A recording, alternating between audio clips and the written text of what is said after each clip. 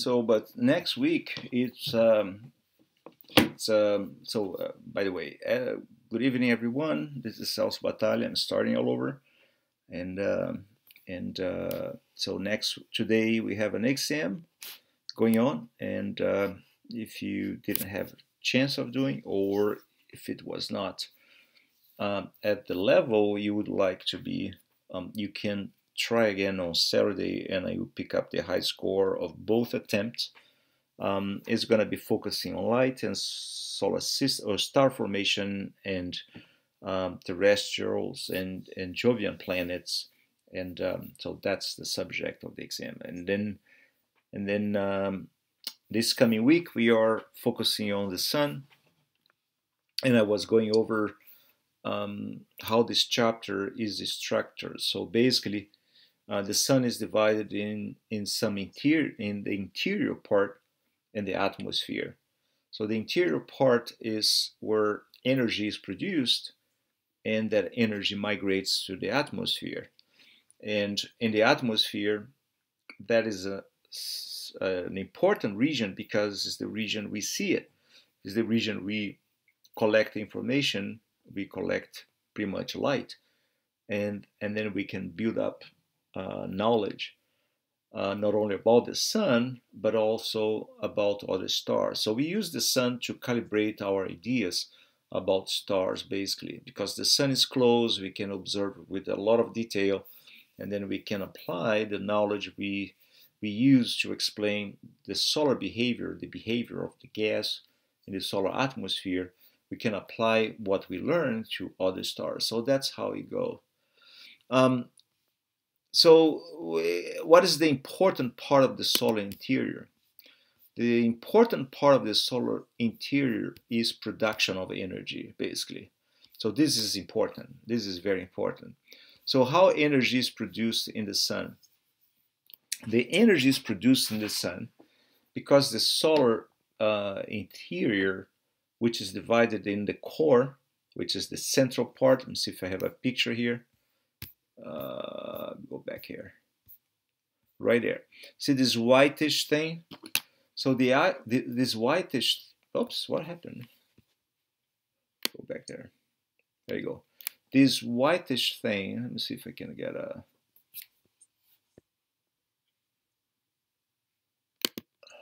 go up right here.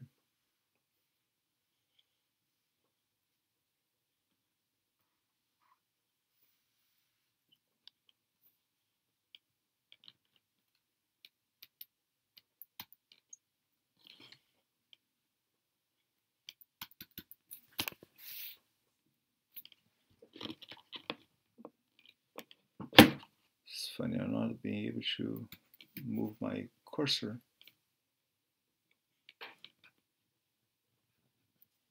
Huh.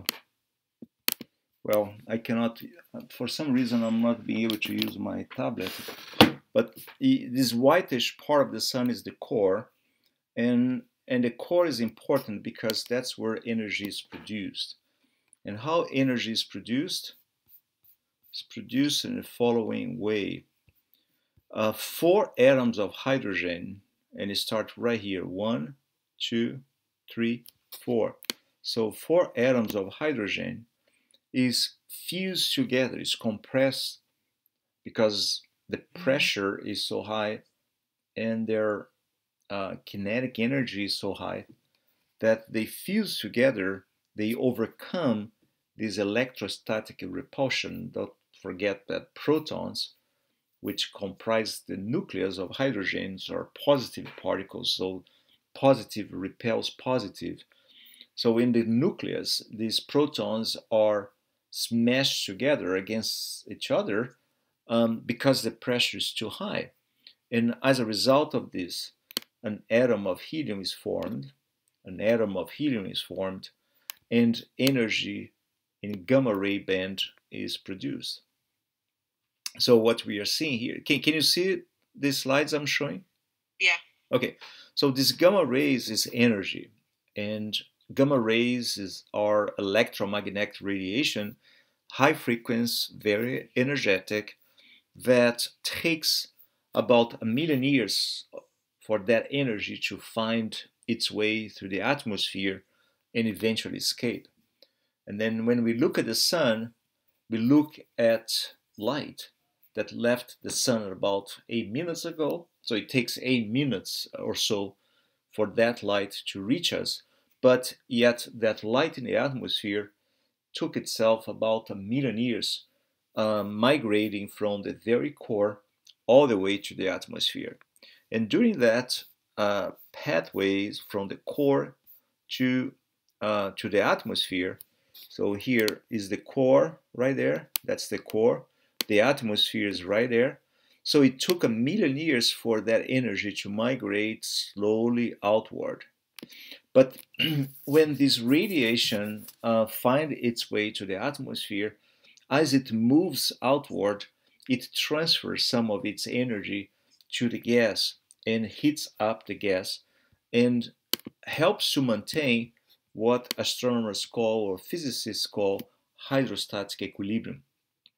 So hydrostatic equilibrium is the equilibrium that exists in the solar interior, in the sense that if you take any particular layer of the solar interior, if you think of the sun as being an onion, right? Onion has all these different layers. If you think the sun divided by several layers of gas, so each layer has an outward force that is derived by this radiation, by this energy that slowly migrates outward. And that force counterbalances the weight of the star above that layer. And those two forces are balanced out. So you don't have a lot of pressure, outward pressure acting on the layer, and you don't have a lot of weight pushing that layer down. So those two forces are in balance. And as a result of this, the sun stays about the same volume for a long time. We call that hydrostatic equilibrium. Later on, we are going to learn about young stars, pre-main sequence stars. So these pre-main sequence stars, the process is slightly different. They start huge. They start their lifetime huge, very giant stars. But as they evolve, their volume diminish. So the gas collapse and contracts.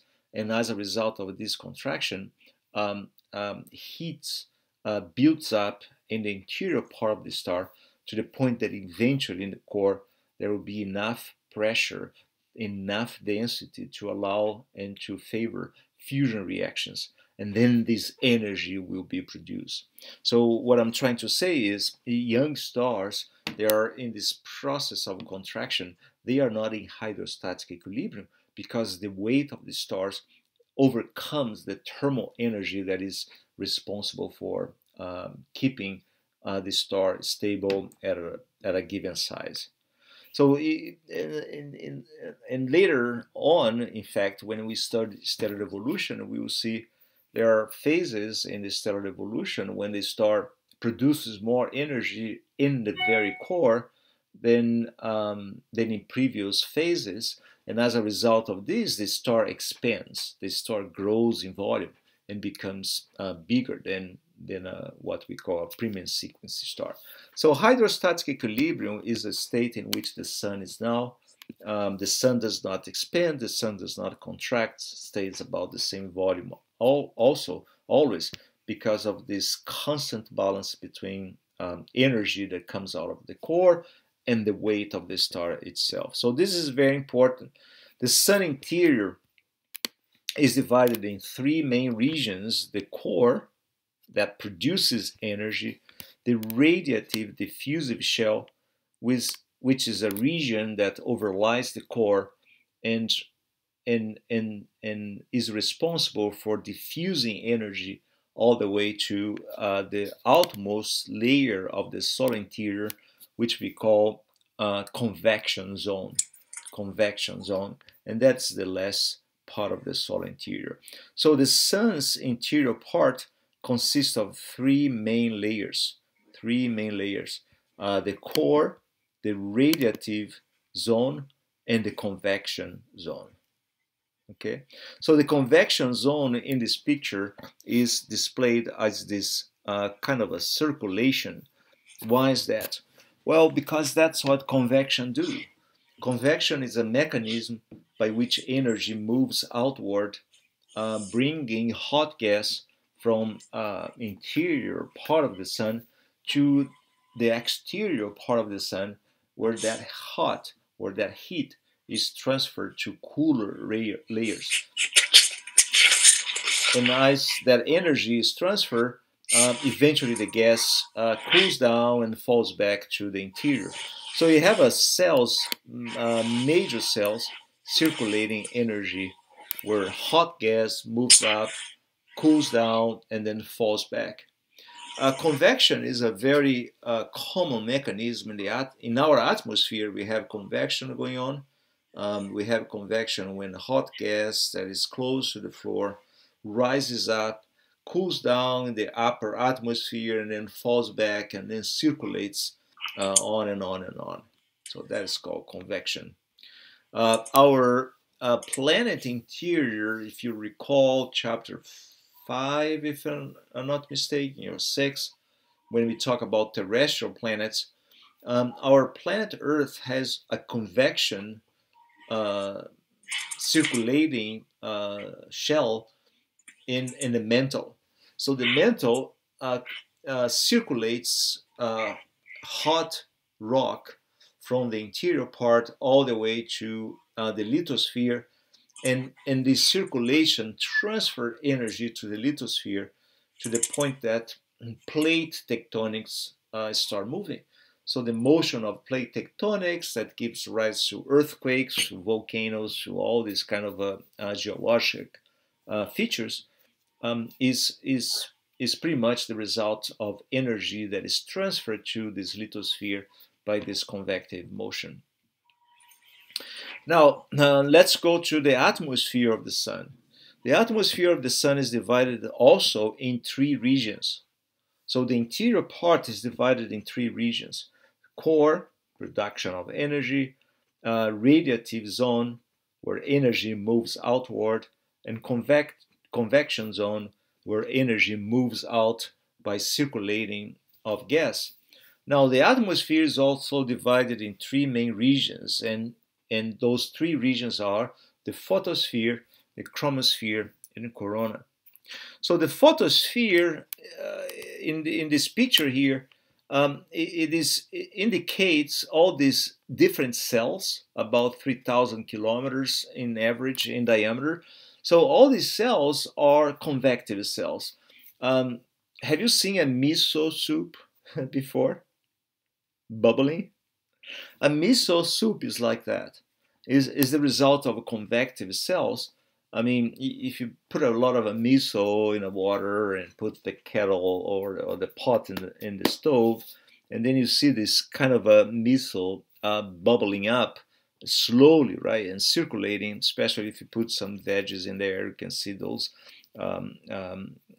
like green onions. Also, they concentrate in the edges. This is pretty much convection, and the sun is no different. So when you look in the atmosphere with very good resolution, you see all these different cells, which they are sort of a witness of what's going on underneath, and that is pretty much convection. Okay. But more recent observations, not using photometry but using spectroscopy, indicate the sun has multi-mode vibration, and this vibration is the result of seismic energy that migrates from the solar interior all the way to the atmosphere. So all these different cells that you see in this picture, they can be measured using Doppler effect. We learned in chapter 4. Doppler effect is a mechanism, using spectroscopic techniques that allows astronomers to see gas moving outward in case there is what we call blue shift, or gas moving downward, in which case we see a red shift. And you see these different cells of blue shift and red shift in different regions, and we can model that um, in such a way that we don't see the solar interior, but we can model the solar interior by the effects of these pulsations caused in the atmosphere. And the final effect of it is all these different seismic cells that we can detect using Doppler effect. So again, the surface, we can see spots if you happen to visit the observatory during daytime. And if we happen to be there with a filter, we can show you lots of sunspots. Let me see. Probably Amanda will not see it because I'm not sharing the screen right now. But I'm going to Soho, nasasoho.gov, and that shows the sun as it is now. And then let me see if I'm not. There's a second. That's not it.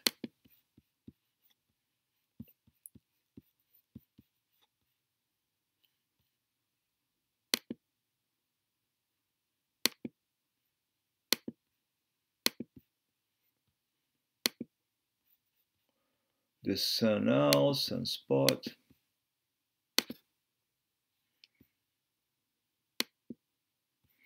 There you go. So the sun now on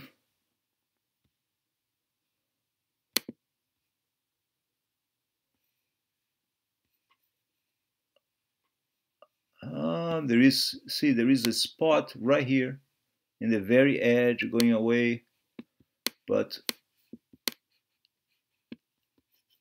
right here in the center there is some features in there,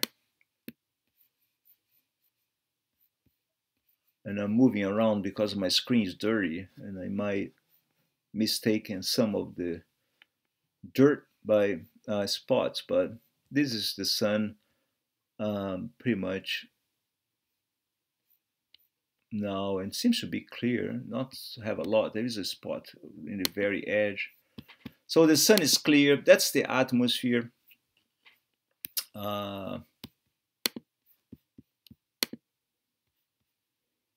So that is the edge, the activity we see using magneto images.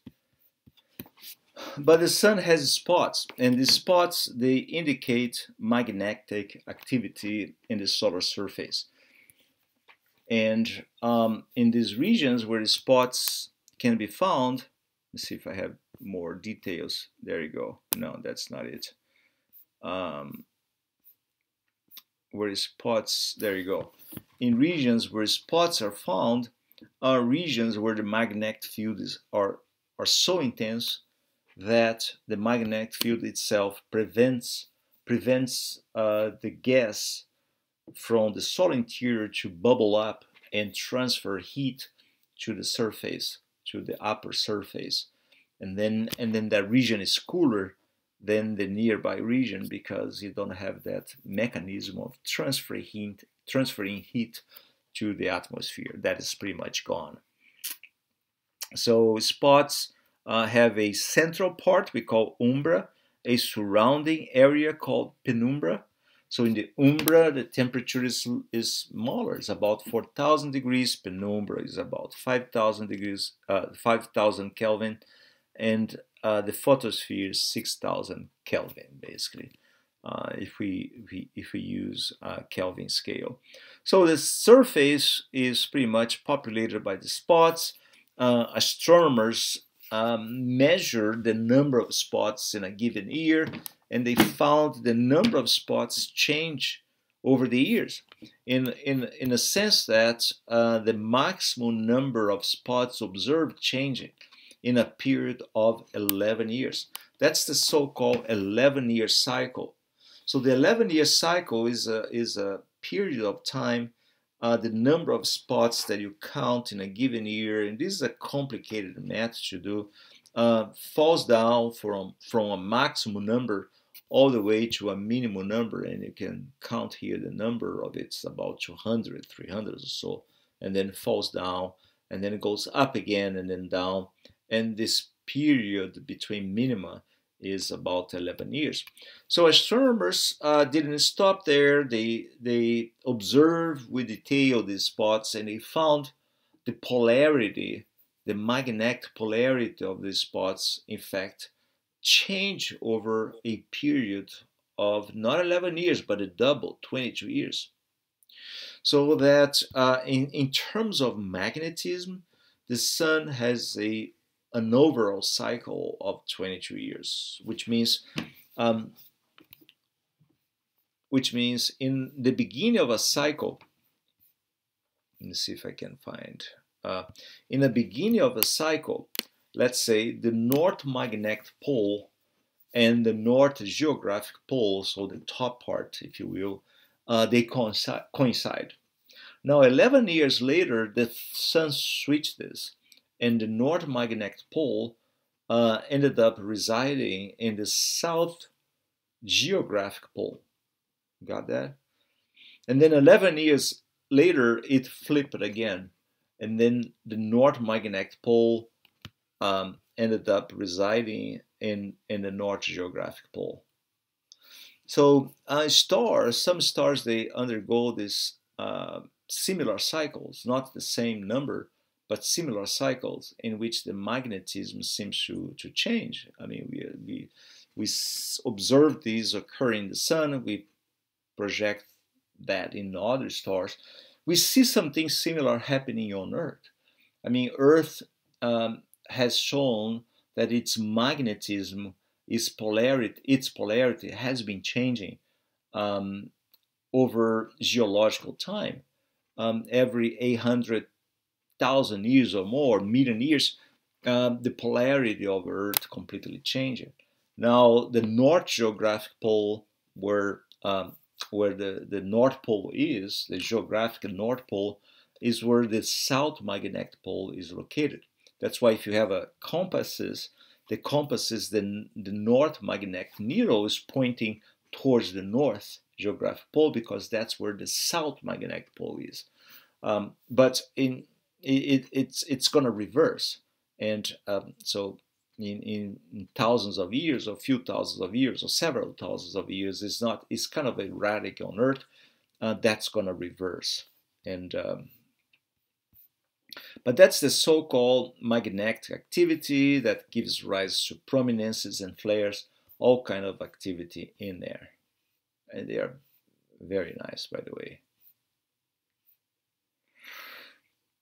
So pretty much what you need to focus on the sun is the solar interior, solar atmosphere. Solar atmosphere divided in three regions: photosphere, chromosphere, and corona. Corona is responsible for the solar wind. Chromosphere has several activity, but I mean, we don't care so much for corona in our Astro 10, for chromosphere in our Astro 10, but if you were a graduate student or a researcher of stellar atmosphere in the 80s or 90s, you would be very much interested in chromosphere, which is an intermediate region between the photosphere and corona, and the photosphere, which is the visible part of the star. And the interior part of the sun has also three regions: the core, where energy is produced by fusion reactions, the radiative zone, and the convective zone. Okay, so that's a little bit explanation or overview of this chapter. We go back to the meeting.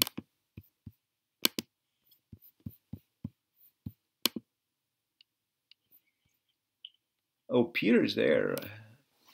He's another student. That's very good. Good. Glad to have you guys around. That's very nice. Makes more exciting. Peter, did you let me stop taping now so I can talk to you guys? Do you guys have any question? No. Okay, so let me stop taping so I can